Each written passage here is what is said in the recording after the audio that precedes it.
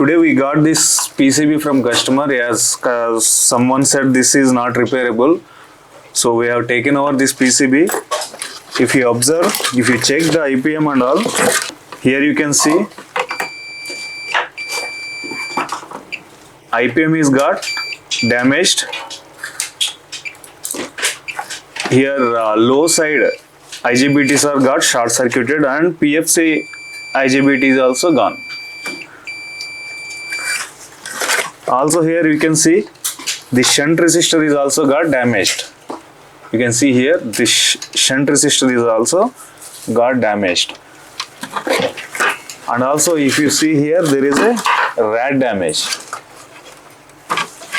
You can see here. So rat is gone inside. So we are going to repair this PCB today.